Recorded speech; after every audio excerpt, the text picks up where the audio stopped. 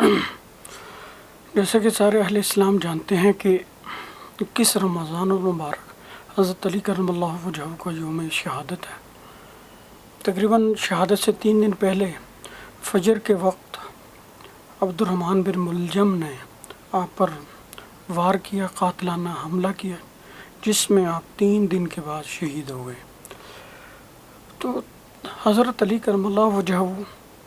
علی ابن ابی طالب کے بیٹے ہیں، اور حضرت علی اور حضور سرور کونین صلی اللہ علیہ وسلم دونوں چچا زاد بھائی ہیں۔ ابو طالب اور عبداللہ جو حضور کے والد تھے، یہ دونوں بھائی تھے، تو چچا زاد بھائی ہیں، اور حضور سے ان کے بارے میں بہت زیادہ فضائل مروی ہیں۔ سب سے بڑی فضیلت یہ ہے کہ آپ نے ان کو اپنا داماد بنایا۔ حضرت فاطمہ جیسی لخت جگر آپ کے نکاح میں دیں، اور آپ نے جتنی بھی آج فقہ موجود ہے مسائل کی صورت میں یا اجتہادات کی صورت میں، اس میں کلیدی کردار حضرت علی کرم اللہ وجہہ کا ہے۔ اور جتنے بھی ہمارے اسلامی فیصلے ہیں، عدالتی نظائر ہیں، یہ تمام کے تمام حضرت علی سے مروی ہیں، حضرت علی کے اپنے فیصلے ہیں یہ۔ اور حسن و حسین آپ کے ہی صاحبزادے تھے، اور حضور نے خود فرمایا حضرت علی کے بارے میں کہ آپ مجھ سے ہیں اور میں علی سے ہوں، علی مجھ سے ہے اور میں علی سے ہوں، اور خود فرمایا اللہم والی من والا علی اللہم عاد من عاد علی، اے اللہ جو علی، جس کو علی دوست بنائے اس کو ہی تو دوست بنانا، جس کو علی دشمن بنائے اس کا تو دشمن ہے۔ اور ایک حدیث میں اس طرح فرمایا کہ مسلمان اور نفاق یعنی منافق کی نشانی یہ ہے کہ مسلمان محبت کرے گا حضرت علی سے، اور منافق حضرت علی سے بغض رکھے گا۔ یعنی بغض ہونا یہ اسلام کی نشانی نہیں بلکہ منافقت کی نشانی ہے، کہ کسی بھی بندے کے بارے میں آپ نے اگر طے کرنا ہو یہ مسلمان ہے یہ منافق ہے، تو بغض علی اور حب علی سے آپ اندازہ کر سکتے ہیں۔ اور پھر آپ نے یہاں تک نہیں فرمایا، بلکہ جب مواخات کی، جب مہاجرین نے مکی لوگوں سے مدینے کی طرف ہجرت کی، تو آپ نے مہاجرین اور انصار کو آپس میں بھائی بنایا۔ تو حضور نے حضرت علی کا بھائی کسی کو نہیں بنایا، اور بعد میں جب دیکھا حضرت علی کو تو آپ نے کہا انت اخی فی الدنیا والآخرہ، آپ میرے پکے بھائی ہیں دنیا میں بھی اور آخرت میں بھی، چچا زاد بھی بھائی ہیں، اسلامی بھی بھائی ہیں، انسانی بھی بھائی ہیں، اور مواخات میں بھی بھائی ہیں، اور اتنی اخوت ہمارے درمیان ہے کہ یہ دنیا اور آخرت میں ختم نہیں ہوگی بلکہ قائم رہے گی۔ تو اتنے فضیلت ہیں۔ اور پھر آپ نے ایک جگہ فرمایا کہ من کنت مولا فہذا علی مولا، جس کا میں مولا ہوں علی اس کا مولا۔ اور ایک حدیث میں یہ ہے تشریح تفصیل کے ساتھ کہ آپ نے فرمایا علی مولا لکل مؤمن و مؤمنۃ، صرف حضرت علی جو ہیں یہ مولا ہیں تمام اہل ایمان کے، اور تمام اہل ایمان مرد ہوں یا عورتیں ہوں، تمام اہل ایمان میں حضرت آدم سے لے کے قیامت تک آنے والا ہر مسلمان اہل ایمان شامل ہے، ان تمام کے مولا ہیں۔ اور حضور تو تمام انبیاء کے بھی مولا ہیں۔ ہم چونکہ نبی صحابہ سے افضل ہوتے ہیں، اس لیے ہم نبیوں کے تو نہیں۔ نبی علیہ السلام کا آپ نے اپنے حضرت علی کو مولا کہا کہ میں جس کا مولا علی اس کا مولا، تو نبی پاک تو سارے نبیوں کے بھی مولا ہیں۔ اسی سے رافضی دلیل یہ دیتے ہیں کہ نبی پاک کے علی ہر نبی سے بھی افضل ہے، نعوذ باللہ۔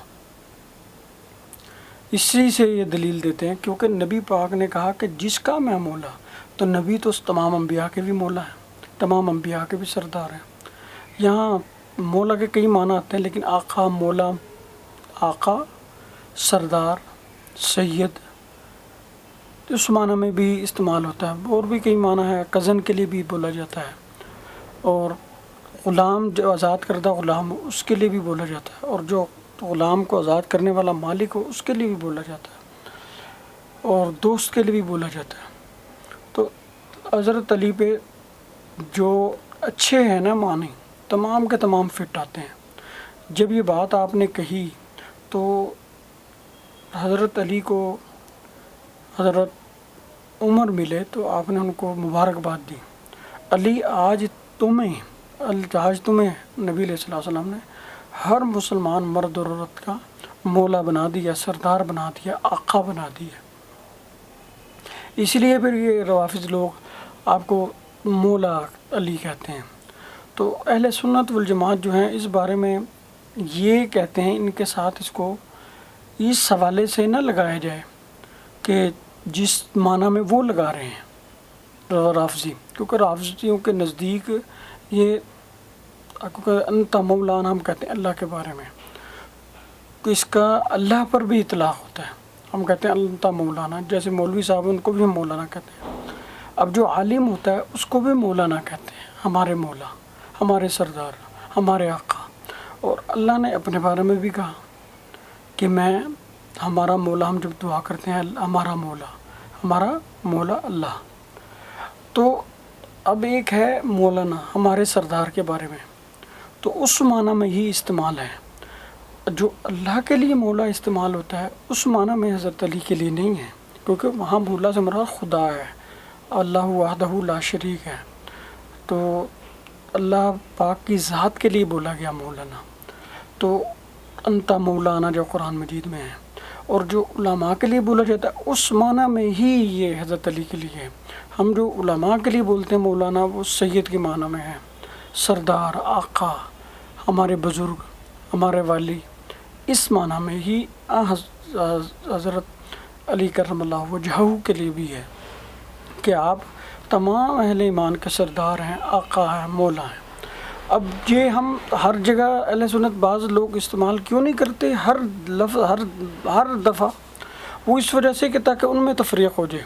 کیونکہ ان کے ہاں یہ نبیوں کی طرح معصوم ہیں، اور ان کے ہاں اور بھی بہت ساری ایسی باتیں ہیں کہ جس کی وجہ سے، جس میں تمیز اور امتیاز کرنے کی وجہ سے ہم حیثیت تو وہی دیتے ہیں جو حدیث میں ہیں، اچھے معنی، سردار، آقا، مولا، بزرگ، والی کے معنی میں، اسی معنی میں ہم استعمال کرتے ہیں، لیکن ہم بطور نعرہ، بطور گردان ساتھ نہیں لگاتے ہیں، تاکہ ان سے بھی علیحدگی ہو جائے اہل سنت کی، اہل تشیع سے، کہ وہ اور ہیں، یہ اور ہیں، وہ اور معنی میں استعمال کریں، وہ اس کو اللہ کے برابر، نبیوں سے افضل کے طور پہ اگر لیتے ہیں تو پھر ہم ان کے ساتھ نہیں ہیں۔ اس وجہ سے علماء نے بعض نے، حالانکہ ہر مولوی کے ساتھ مولانا ہوتا ہے، مولانا کے بغیر کوئی نام ہی نہیں ہوتا کسی مولوی صاحب کا، تو حضرت علی تو خربہ علماء سے افضل ہیں، اعلیٰ ہیں، ان کے لیے پھر کیوں نہیں استعمال کر سکتے؟ کیونکہ مولوی کے لیے مولانا کہنے سے کوئی نہیں مانتا یہ خدا ہے یا نبیوں سے بھی افضل ہے یا مشکل کشا ہے، حاجت روا ہے، یا وہ یعنی وہ اختیارات جو خدائی ہیں وہ ان کے پاس نہیں ہیں۔ کسی مولوی کو مولانا کہنے سے کوئی یہ نہیں سمجھتا کہ ان کے پاس وہ اختیارات ہیں جو خدا کے پاس ہیں، لیکن ان کو مولا کہنے سے بعض لوگ یہ سمجھتے ہیں وہ یہ اختیارات ہیں۔ اس وجہ سے تمیز اور تفریق کرنے کے لیے علماء احتیاط کا کہتے ہیں۔ تو یہ تھی وجہ اس میں، اور آپ کے اور بھی بہت فضائل ہیں کہ اللہم عادی من عاد علی، اے اللہ جس سے علی دشمنی کر لے،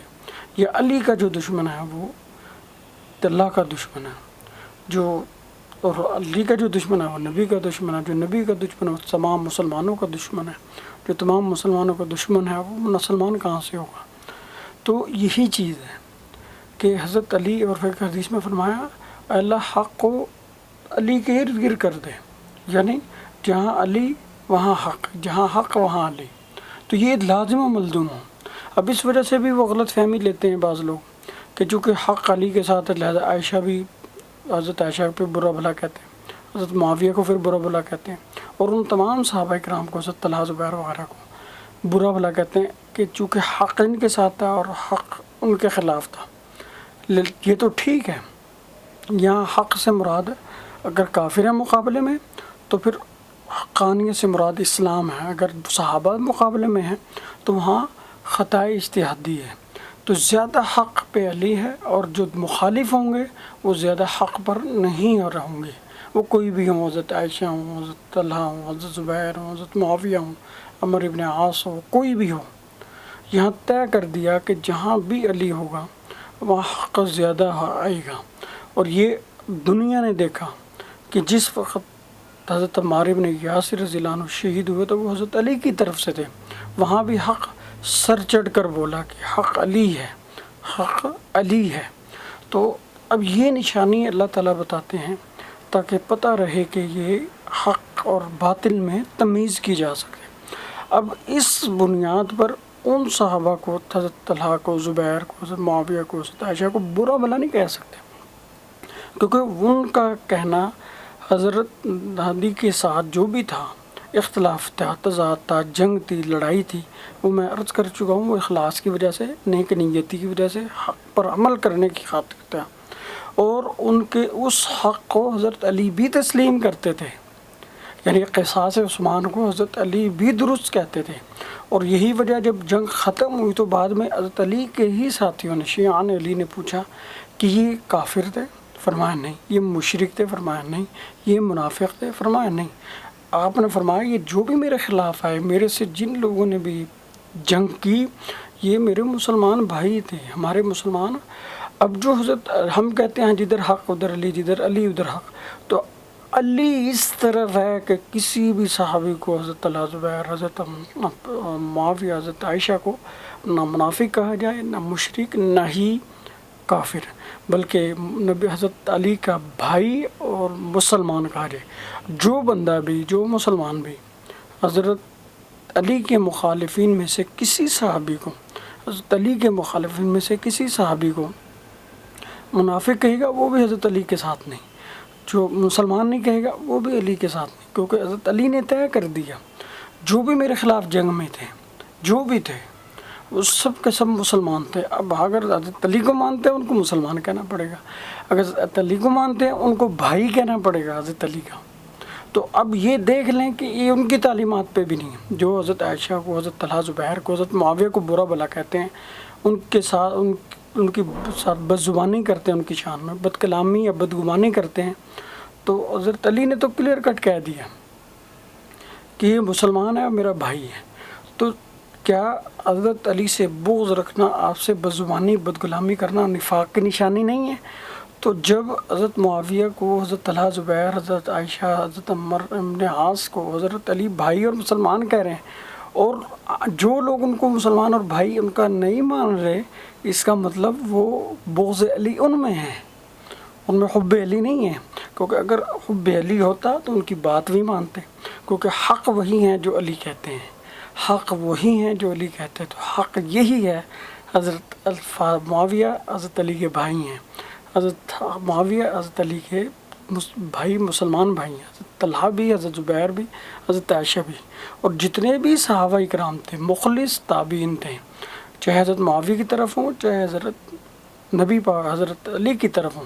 یہ سب کے بارے میں آپ نے فرما دی یہ میرے مسلمان بھائی تھے۔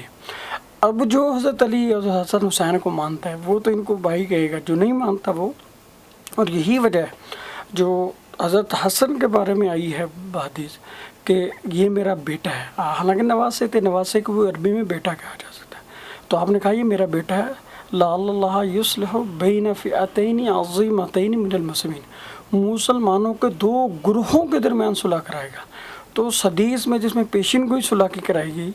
صلح کی گئی پیشین گوئی، اس میں بھی کہا کہ علی بھی مسلمان ہوں گے، ان کے مخالف بھی مسلمان ہوں گے، تو حضرت علی نے اس کے مطابق ہی کہا، چاہے عائشہ مخالف ہوں چاہے۔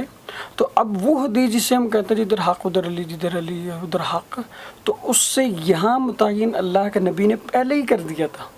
وہ مسلمان ہوں گے اور ان کے علی کے بھائی ہوں گے۔ ایک اختلاف رائے ہوگا، اختلاف اجتہادی ہوگا، ایک اختلاف نظر ہوگا، اور فروعی اختلاف ہوگا، اجتہادی اختلاف ہوگا، جس میں دونوں کو ثواب ملے گا، دونوں کو اجر ملے گا، دونوں ایک دوسرے کے بھائی سے نہیں نکل پائیں گے، دونوں ایک دوسرے کو اسلام سے نہیں نکال پائیں گے، دونوں مسلمان، دونوں ایک دوسرے کے بھائی ہوں گے۔ یہ نبی پاک نے پہلے ہی پیشن گوئی کی تھی، اور یہی حضور کی جو دوسری حدیث ہے کہ حب علی ایمان کی نشانی، بغض علی ایمان کی نشانی، حقانیت علی کی نشانی اور علی حق کی نشانی۔ تو علی جو کہتا ہے وہ حق کہتا ہے، تو علی نے کہا یہ میرے مسلمان بھائی ہیں، جو ان کو علی کا مسلمان بھائی نہ کہے یا ان کی بدزبانی کرے، ان کے بارے میں بد کلامی کرے، جو بھی ان کا اختلاف تھا آپس میں ایک دوسرے کو، آپ دوسرے ساتھیوں کو، دوسرے کے ساتھیوں کو، حضرت علی کے لوگوں نے معاویہ کے لوگوں کو، حضرت معاویہ کے لوگوں نے حضرت علی کے لوگوں کو ہزاروں کی تعداد میں شہید کیا۔ اور یہ شہید ہونے کے بعد، جنگ ختم ہونے کے بعد، پھر حضرت حسن حسین نے صلح کی، حضرت علی نے بھی صلح کی، اور پھر صلح ہی نہیں کی، حسن حسین نے حضرت معاویہ کے ہاتھ پہ بیعت کی۔ اب یہ پتہ چلا کہ وہ صرف حضرت معاویہ کے بھائی نہیں ہیں، صرف مسلمان بھائی نہیں ہیں، بلکہ حسن حسین ان کی رعایا بھی تھے، اور وہ ان کے بادشاہ تھے، ان کے حاکم تھے،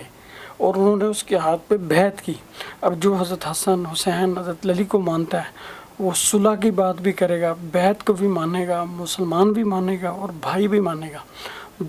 اور یہی حق ہے۔ جو بھائی نہیں مانتا وہ حق نہیں، جو دشمن مانتا ہے وہ حق نہیں، جو منافق کہتا ہے وہ حق نہیں، جو مرتد کہتا ہے وہ حق نہیں، جو بدزبانی کرتا ہے ان کے بارے میں، بد کلامی کرتا ہے، بدگمانی کرتا ہے، وہ بھی حق نہیں۔ اور جب حق نہیں ہے تو وہی حضرت علی اور حسن حسین کا دشمن ہے، اور وہی منافق اور کافر مرتد بے دین ہے۔ یہی بات بتائی ہے یہاں پہ، اس بات کو سمجھنا چاہیے۔ اللہ تعالیٰ ہمیں ہدایت کی۔